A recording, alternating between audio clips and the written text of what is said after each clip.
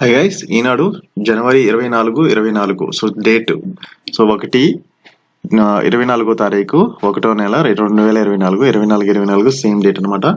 So దేంట్లో highlight news వచ్చేసి బాలక్ రాముగా అయోధ్య రామయ్య, కర్పూరి ఠాకూర్ కు భారతరత్న, బీహార్ జననాయక్ గా, అండ్ పౌర సరఫరాల సంస్థ కొన్నది 40 లక్షల టన్నులే, 6 కోటి టన్నుల వరకు మిల్లర్లే కొన్నారంట. సో మేడిగడ్డ బ్యారేజీ గురించి చూస్తే నాణ్యతకు నీళ్లదిలారా, విజిలెన్స్ దర్యాప్తులో నీళ్లు నమిలిన ఇంజనీర్లు, మేడిగడ్డ బ్యారేజీ నిర్మాణంలో కుప్పలుగా లోపాలు. సో ఇప్పటిదాకా ఈ బ్యారేజీ సంబంధించిన విషయంలోని NDSEA అనే ఒక ఉంటుంది, దాని సూచన పరిగణనలో తీసుకోవాలి, లేదంటే మరింత నష్టం వాటిల్లుతుందని చెప్తుంది. 1,00,000 దాటితే టెండర్లే. సో 1,00,000 దాటితే ఏదైతే పంచాయతీలలో కొత్త పనులు ఉంటాయో ఆ పనులకి ₹1,00,000 దాటితే వరకు దానికి సంబంధించిన మొత్తం కూడా కంప్లీట్ గా టెండర్ విధానం ప్రకారం ఉంటుంది. పనులు పూర్తయిన నెలలోపే బిల్లులు ఇస్తారట. అండ్ ఇంకొకటి హాట్ న్యూస్ వచ్చేసిందంటే, ఇక్కడ సీఎం రేవంత్ రెడ్డిని కలిసిన బారాస ఎమ్మెల్యేలు. సో 4 ఎమ్మెల్యేలు అయితే కలిశారు. సో సునీత లక్ష్మారెడ్డి, మహిపాల్ రెడ్డి, ప్రభాకర్ రెడ్డి, మాణిక్రావు వీళ్ళు కలిశారు. ఇలా కలిసింది అన్ని ఇంకా హాట్ గా ఉందన్నమాట. ఈ వారం హైదరాబాద్ లో కొరియా కాస్మెటిక్ సంస్థ 5,000 కోట్లతో స్థాపనకు ముందుకొచ్చిన జ్యూసన్ అనే సంస్థ ఈ పెట్టుబడి పెట్టడానికి హైదరాబాద్ కి వచ్చింది. ఇది ఒక కాస్మెటిక్ సంస్థ అన్నమాట. ఏప్రిల్ 16న ఢిల్లీలో సార్వత్రిక పోలింగ్. రాష్ట్ర CEO పంపిన నోట్తో తీవ్ర చర్చనీయాంశం. అది ఖచ్చితమైన తేదీ కాదని ఆనక వివరణ అన్నమాట. సో ఏదో అట్లా పంపించారు. ఇజ్రాయెల్ కు భారీ షాకు. సో ఒకసారి దాడి చేసి 21 మంది పౌరులను అయితే బలిగొన్నారు మిలిటెంట్లు. నెలాఖరు నుంచి భారత అసెంబ్లీ నియోజకవర్గాల సమీక్ష. KCR-KTR డైరెక్ట్ ఫోన్ కాల్ తో ఉంటారన్నమాట. కేసీఆర్ తో KTR, హరీష్ రావు భేటీ. భారత జోడో న్యాయయాత్ర అడ్డగింత. గుహటిలో ప్రవేశించకుండా బారికేడ్ల ఏర్పాటు ఉద్రిక్తత. త్వరలోనే DSC అనుబంధ నోటిఫికేషన్. లోక్సభ ఎన్నికల షెడ్యూల్ వచ్చేలోపే ఇచ్చేందుకు సర్కార్ కసరత్తు. గణాంకాలు సేకరించిన విద్యాశాఖ.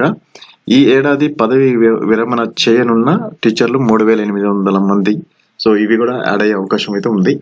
విదేశీ విద్యార్థులు స్టడీ పర్మిట్ల కెనడా పరిమితి. విదేశీ విద్యార్థుల స్టడీ పర్మిట్లపై కెనడా పరిమితి పెట్టింది.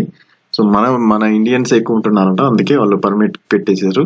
అది కమింగ్ టు వార్తలో వచ్చేసి హైలైట్ న్యూస్ వచ్చేసి నకిలీ పాస్పోర్ట్ కేసులో 12 మంది అరెస్టు. మే 10 నుంచి ఎంసెట్ పరీక్షలు. సో ఇది నెక్స్ట్ ఇంకొచ్చేసి BRS ఎమ్మెల్యేలు 30 మంది మావై పట్టు. కోమటిరెడ్డి వ్యాఖ్యలు చేస్తే, సో ఇందాలు చెప్పినట్లు BRS ఎమ్మెల్యేలు ఒక 4 అయితే రేవంత్ రెడ్డిని కలిశారు. సో భారతరత్న వచ్చింది. సోషలిస్ట్ నేతగా ఖ్యాతి. బీహార్ CM గా సంపూర్ణ మద్యం నిషేధ విషయంలో ఇతనికి భారతరత్న అవార్డు అయితే వచ్చింది. ఏప్రిల్ 16న లోక్సభ ఎన్నికలు. సో ఇదైతే నోటిఫికేషన్ ఎగ్జాక్ట్ కాదంట, మళ్ళీ కొంతమంది ఇక్కడ డేట్ చేంజ్ చేస్తారట. నేటి నుంచి JEE మెయిన్స్ పరీక్షలు. తెలంగాణలో 11, ఏపీలో 30 కేంద్రాలు. సో ఏపీ డెవలప్ కాలేదన్నారు, 30 కేంద్రాలు ఎలా వచ్చినాయి మరి? సో తెలంగాణలో ఓన్లీ 11 కేంద్రాలు పెట్టారు డెవలప్మెంట్ ఉంటే, మరి ఏపీలో 30 కేంద్రాలు ఉన్నాయి, అంటే ట్రిపుల్ ఉన్నాయి. ఆలోచించండి ఏది డెవలప్మెంట్ ఉందో. అండ్ కమింగ్ టు కేటాయింపుల్లో రవాణా, BC శాఖలకు ప్రాధాన్యత ఇవ్వాలి. కొత్త బస్సుల కొనుగోలు నిధులు కేటాయించాలి. డిప్యూటీ సీఎం బట్టి మంత్రి పొన్నంకు విజ్ఞప్తి. సో తర్వాత మంత్రులు అయ్యారు కాబట్టి వాళ్ళు మాట్లాడుకుంటారు. మాదక ద్రవ్యాల సరఫరా ముఠా అరెస్టు. పరారీలో మరొకరు నిందితుడు. 12,000 విలువైన హ్యాష్ ఆయిల్. హ్యాష్ ఆయిల్ అంటే ఏంటంటే గంజాయి నుంచి తయారు చేసే ఆయిల్ ని హ్యాష్ ఆయిల్ అంటారు. సో దీనికి మార్కెట్ లో చాలా విలువ ఉంటుంది.